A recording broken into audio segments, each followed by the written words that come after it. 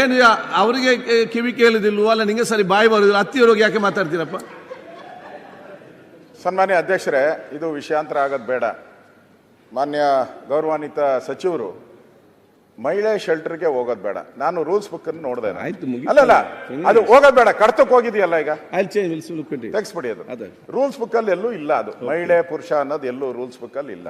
ಅದನ್ನ ಮಂತ್ರಿ ಅಂತ ಇದ್ದಾರೆ ಅವರು, ಈಕ್ವಲ್ ಪುರುಷರ ಮಂತ್ರಿ ಏನಿದ್ದಾರೆ ಅಷ್ಟೇ ಈಕ್ವಲ್ ಸ್ಟೇಟಸ್.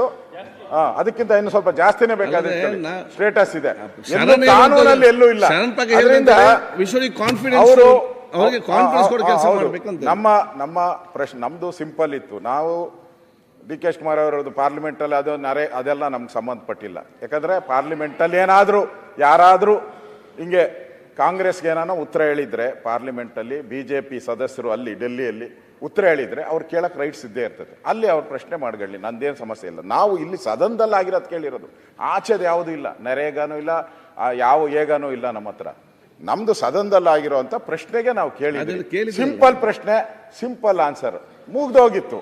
ಅದಕ್ಕೆ ಏನೇನೋ ಆಗಿದೆ. ಅದಕ್ಕೆ ದಯವಿಟ್ಟು ನೋಡಿ, ನಮಗೆ ಅವರ ಉತ್ತರ ಕೊಟ್ಟಿರುವಂಥದ್ದು ನಮಗೆ ಸರಿ ಇಲ್ಲ.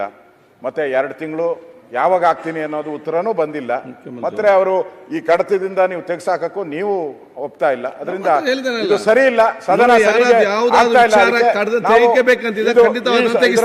ನಾವು ವಾಕೌಟ್ ಮಾಡ್ತಾ ಇರೋದು ಅಧ್ಯಕ್ಷ.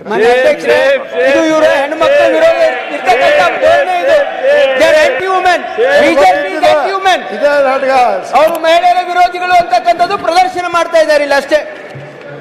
ಯಾರಾಗ್ತಾರೆ ಎಂಎಲ್ಎ ಅಭ್ಯರ್ಥಿ 2028? ಶೀಘ್ರದಲ್ಲೇ ಪ್ರತಿದಿನ ಒಂದೊಂದು ಕ್ಷೇತ್ರದ ಟಿಕೆಟ್ ಆಕಾಂಕ್ಷಿಗಳ ಸಂಪೂರ್ಣ ಮಾಹಿತಿ ಪೊಲಿಟಿಕಲ್ ಜರ್ನಲಿಸ್ಟ್ KM ಶಿವಕುಮಾರ್ ಅವರಿಂದ. ಕರ್ನಾಟಕದ ನಂಬರ್ 1 ಡಿಜಿಟಲ್ ಮೀಡಿಯಾ ನಿಮ್ಮ ನೆಚ್ಚಿನ ಕರ್ನಾಟಕ ಟಿವಿಯಲ್ಲಿ ಮಾತ್ರ.